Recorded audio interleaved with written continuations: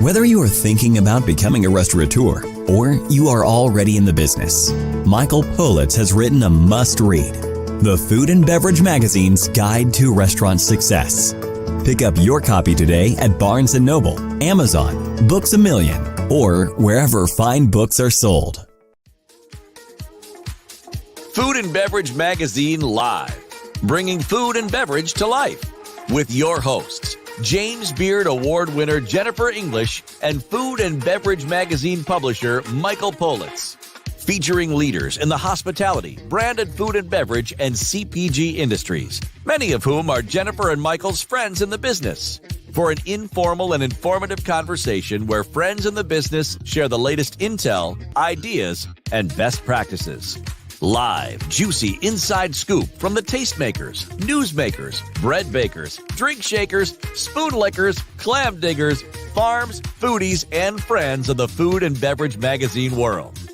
Here are your hosts, Jennifer English and Michael Politz. Well, hello, everybody, and welcome. I'm Jennifer English, and I am the editor-at-large of Food and Beverage Magazine. Everybody knows that this show was born during the pandemic.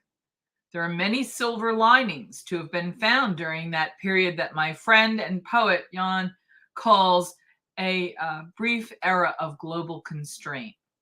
I think it's the most poetic, lovely way to talk about the fact that something hit us globally.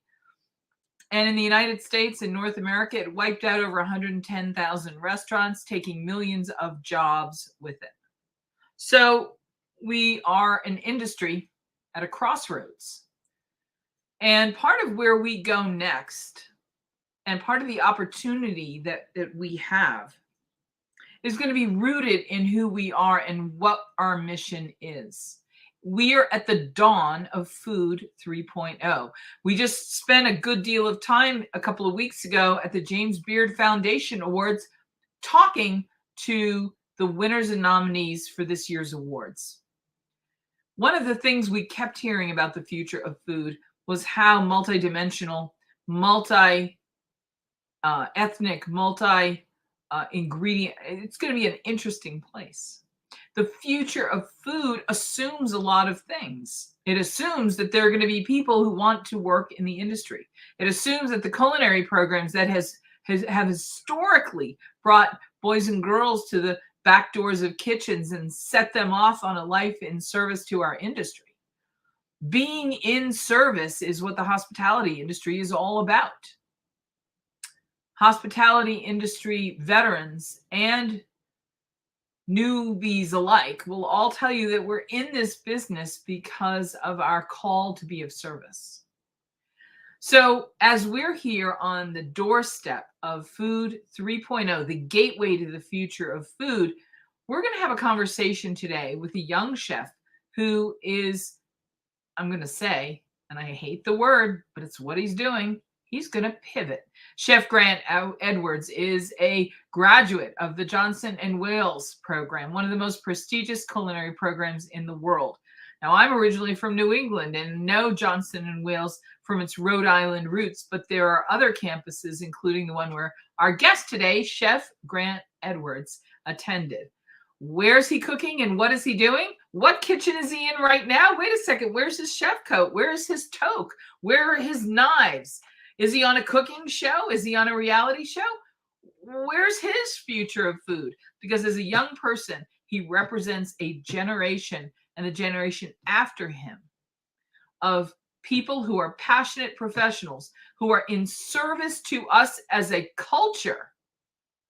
And some of them have nowhere to go, and some of them are making the next place to go. It's a lot to consider, and it's a lot to think about. But imagine being a young person in the midst of this. We all want to go out to eat again. And thanks to Chef Grant Edwards and his friends, we will be able to. But it may not be everything that we once knew it to be. He joins us now from his test kitchen somewhere in the metaverse. Chef Grant Edwards, how are you? Hi, Jennifer. I'm fine. Thank you. Good evening. And I am, as you can see, really giddy and excited to be here. I always try and take as much of your time as possible. and, pick your brain and, soak in the support. And I don't see that changing. So thank you again. Everything that you speak about, whether it's today and in general, it's true. And, you have an interesting way to really through, look through the smoke that might be coming out of the pan and really get to the issue, and put it into words in a way that makes it effective. And I think part of moving forward, what the industry really needs is a lot of storytelling. I think, we've seen a lot of storytelling through the growth of Food Network and various other, amazing food and beverage magazine, Food and Wine. You can go down the list, and we've seen these waves of storytellers over the last 20, 30, 40, 50 years. And I think that we need another wave of that, but it's going to come in the version of the metaverse. It's going to come in NFTs. It's going to come via DAO. TikTok. It's going to come through social media channels. It's going to come from sometimes someone in a chef coat, sometimes someone not in a chef coat, right? And so I think when we're talking about food, there's a lot of people in the world that they've never put a chef coat on. But that doesn't mean that they don't eat food, they don't need food, and they don't enjoy and love food with their friends and family. Or frankly, that also doesn't mean that they don't have enough food and that they might need, help creating a system to have more food within their community. And so I really believe that the future does include a lot of storytelling in order to translate some of these newfound technologies and opportunities that are already exist and will, become more prevalent over the next, chunk of years. Chef, would you kindly tell everybody, I believe you went to Johnson Wales in South Carolina's campus, Yes. but your journey to the first day of culinary school is still the journey of a foodie. Would you tell us a little bit about how you became a professional chef and a culinary industry professional? Where was your first food job? Yes, absolutely. For the record, I will say, my mother has put many a delicious meal on the table, but cooking was not something that she really it wasn't her passion. And so within that, a lot of my experiences as a young man were at friends and families' houses, or, Christmas parties, or, getting to experience delicious food in different ways. And so that kind of left me wanting to experiment with food. Within that, one of my first jobs, I was 15 years old, and I got to work at a place called Anderson Seafood and Gourmet Meats. And it was basically the premier seafood and meat market in Richmond, Virginia at the time. And we had daily deliveries from the Chesapeake Bay. We'd fly things in from Maine and that whole thing. And, this was back in the 90s. And so it was pretty cool. And, people who were cooking and wanting to eat seafood and steaks and things like that, that's kind of where they would come to support a local business and to actually, frankly, get the freshest and best items, right? And so I did that when I was 15, and then I ended up getting the job, or a version of the job, back when I was 20, and I was in art school at VCU. I was studying film and photography. My father was a professional photographer in Virginia, and he passed away when I was younger, but I always had a passion for photography, and I was in art school cooking and working at the seafood market. And so at that point, I just fell in love with food, and I said, this is art too. And I checked it off. I said, this is art too. And I was like, wait a second, I can go to Johnson Wales at Charleston and go hang out on the beach and cook. And that's exactly what happened. And so this was the time when Johnson Wales had a beautiful campus in a historic building, an old cigar factory on East Bay Street in Charleston. And it was really a very pure culinary school experience, getting to cook and be around the fervor of Charleston while going to culinary school was amazing. And after the Charlotte campus was built, I believe they consolidated, and they ended up closing the campus in Charleston. that was a hot button issue. But, regardless, it was a really great experience. I got to cook more in the South. And then at one point I said, I'm going to California, and went to California and really dove into a lot of the organics and vegetarian style of, California spa cuisine. Yes, absolutely.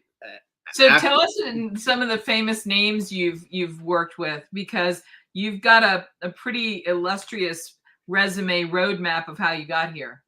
I have had a chance to hang out and work with some great chefs. I never really feel like, when I see and hear resumes, mine is by no means like the coolest one by any means. In Charleston, I got to work with Frank Lee, and Frank Lee is kind of like one of the godfathers of low country cooking. I got to be a part of McCrady's, and that was at the time under Michael Kramer. And then that's actually where Sean Brock ended up going through, and eventually he ended up purchasing the restaurant. So it was, there was a lot of like strong alumnus through that program, that kind of thing. Working out in California, I basically got to work for what were at the time some of the more well-known raw vegan projects that were going on with Cafe Gratitude. And so we would oftentimes have celebrities coming in, right, and hanging out. I distinctly remember doing, abundance and spirituality workshops with celebrities who I won't name, but we were sitting there playing guitar and hanging out, and then going and talking about salad. And so, it's been an interesting journey.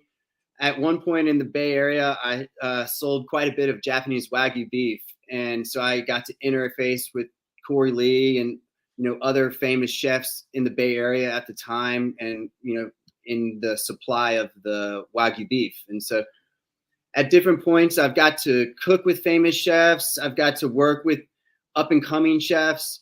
And I've also got to be a part of, different touch points of the industry that I think I find it, my experience and my, kind of varied experience in the culinary world really speaking to some of the things that I'm trying to focus on now moving forward.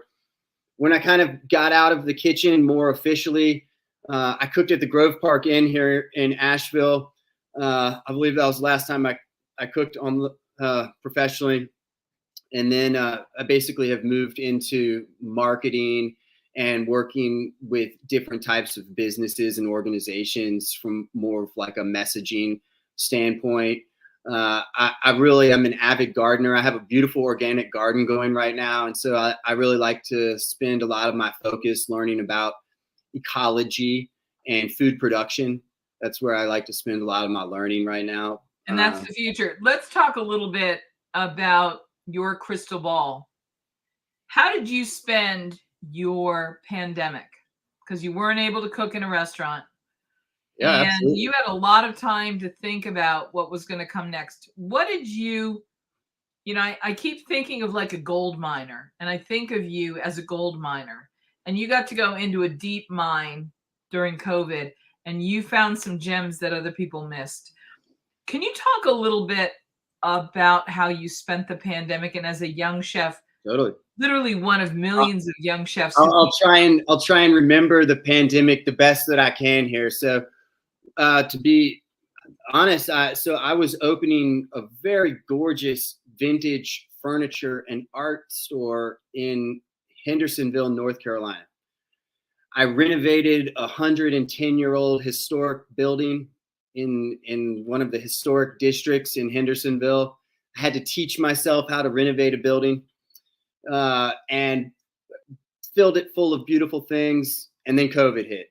And so that was unfortunate. And we had a big opening and closing sale. And so within that, I reevaluated. I lost most interest in things brick and mortar, and really moved into different phases of at one point I was doing some online coaching and stuff like this. I ended up moving out west again. I had been out west when I was younger, and I love out west, and so I ended up moving to like the Reno, Nevada, Lake Tahoe area, and I was fortunate enough to get a good job doing short-term luxury vacation rental management, which was fascinating because it allowed me to apply all sorts of concepts of mise en place and organization, as well as hospitality. You know, one thing when you're in that industry, they really like to speak to and drive home the fact that you're still in the hospitality industry. You know, when you're providing a place for someone to bring their family and have a vacation, you know, you are 100% in service. And so it was at one point, I think, you know, my portfolio of homes was over $40 million worth of homes that I was managing at any given time. And so these were multi-million-dollar mansions. And that was a really interesting opportunity to learn about homes, high-end homes, home ownership, short-term rental management, you know, and kind of all that goes into that, let's just say. I think that's a larger conversation that I do enjoy having, but it is slightly different, obviously, than the food industry. But that is how I ultimately spent my pandemic. And then at one point in time, I said I would prefer to get into cryptocurrency and NFTs. I had been starting to learn about NFTs and cryptocurrency. And so at that point, I launched my own NFT company called CHEFFO. And a few months later, here we are now. Let's talk a little bit about hope and your generation of chefs.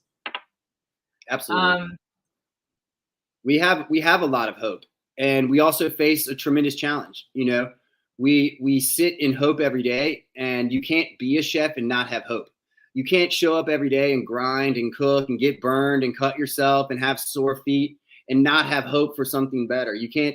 You're not going to do that. Why would you do that if you didn't think that you were going to have your own restaurant one day? If you thought that you were going to have your name on the top of the menu? So inherently, chefs are hopeful, right? Even while you're cooking a dish, you hope that it comes out okay. Yeah.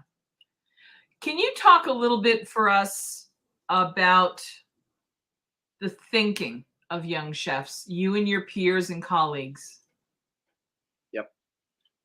We're looking at food 3.0. We're looking at the future of food. What does the future of food look like to you and your cohorts?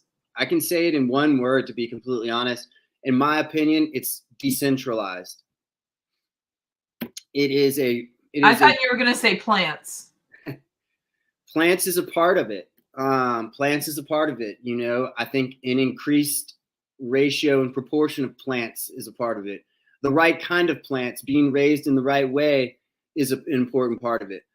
But, you know, I really do think that decentralization and offering a way for anyone involved in the process, whether it be from food production, food serving, education, I feel like providing a decentralized mechanism so that people can be supported throughout that different part of the process, as well as using the technology to bring and shine light, to shine a big light onto our food system. And, you know, the real truth is that, you know, there's different parts of our food system that they don't want the light shined on it. They're not ready yet. They're going to freak out and they're going to deer in headlights. And, you know, for lack of better term, like some of them might get run over, and like, that's okay too. And, you know, things need to change. And there's a lot of problems, and there's a lot of pollution, and there's a lot of, you know, hunger, and the list is large, right? And we could have individual conversations about each one of those. And so again, it kind of does go back to this idea of hopefulness. You know, we have to remain hopeful. We have to remain open and honest and just and equal. And the best way to provide all of that, in my opinion, is through as you were saying, culinary 3.0 and some of the new technologies that we have at our fingertips in the blockchain. I'm sorry, I'm having trouble hearing you. In the couple of minutes that we have left, we've got about 3 minutes left.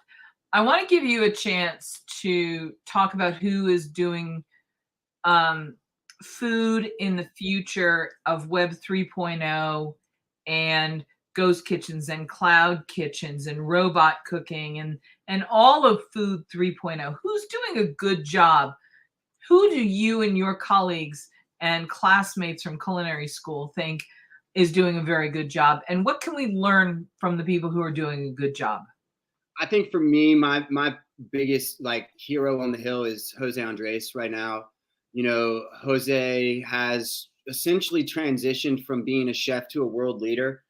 And I think that was much needed. And I think will inspire a lot more of that through up and down the whole system. So for me, it's him. I think that there's other handfuls of chefs that are starting to really experiment with transparency. You have turned me on to Irene Lee, and I know that she's getting a lot of credit for opening up her books. Like, that's unheard of. Nobody does that. People protect their books with their lives. And so right there, I mean, that's again speaks to some of the decentralized and transparent way that I think a lot of this is going. Right. Where are you dreaming of going next? What's next for you? Because you're not wearing a chef coat. Are you still a chef if you're not actually serving dinner to someone actively every day? I look at it like this. I always say to people when I'm in a professional kitchen, I don't care if it's, the guy on the fry station or the gal on the fry station or in Garmager or wherever, I run around the kitchen and say, chef, I need this. Get out of my way, chef. Like, what the heck?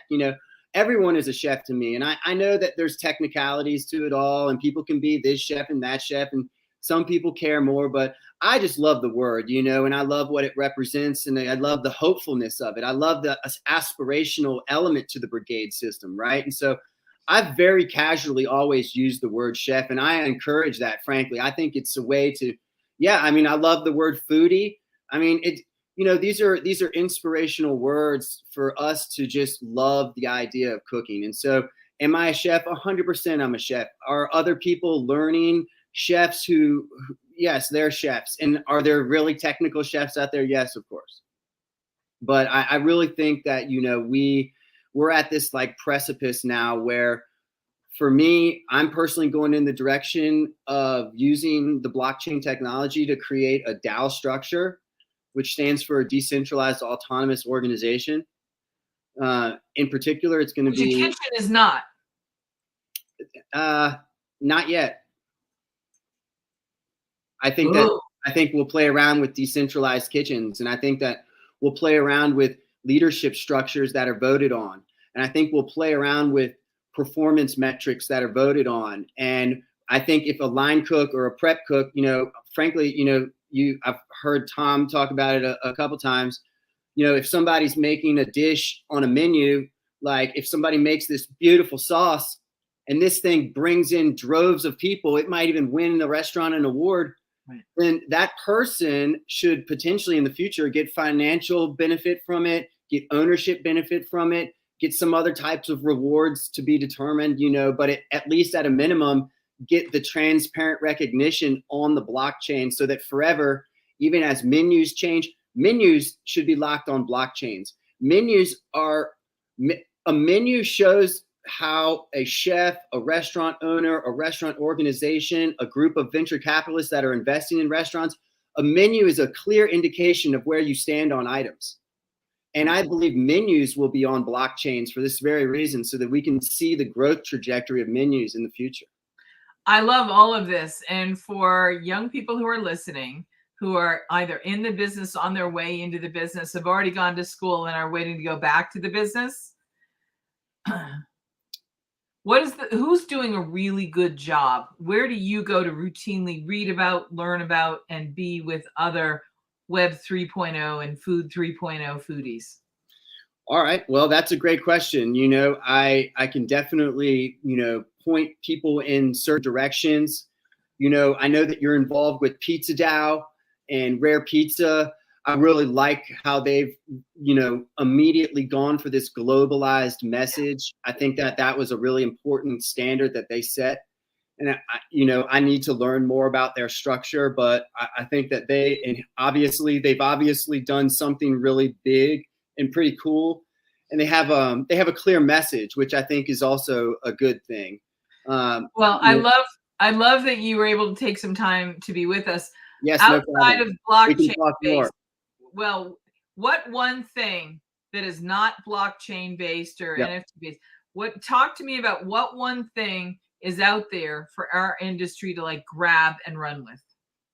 Regenerative farming and community gardening. I think that everyone that calls themselves a foodie or a lover of food should be spending time in a community garden. Oh, I love that idea. Chef Grant Edwards, thank you very much for being with us. And for people that want to find you, do you have a website? Yes, you can find me via my project. It's CHEFFO.io, and that stands for input output in Web3. Well, thank you very much for being here with us. I'm super glad we had It was an honor. It was a real honor, and I will talk your ear off another day. Thank you so much, Jennifer. Cheers. Bye. How did you meet these fantastic men? Ian, Paul, it's so lovely to have you here with us. Welcome. And I raise my glass to welcome you. Welcome. The incredible Vanessa Hudgens and Oliver Trevina. Hello and welcome. Hi. Cheers. Thank you. How you doing?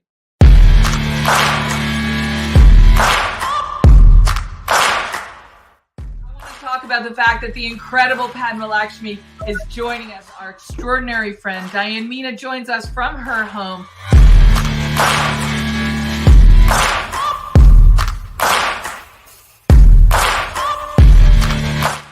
Jeremiah Tower, who joins us today from his home in the beautiful Merida, Mexico. He joins us now, Chef Ming Tsai. Aloha and welcome. What's going on, Jen? Good to see you.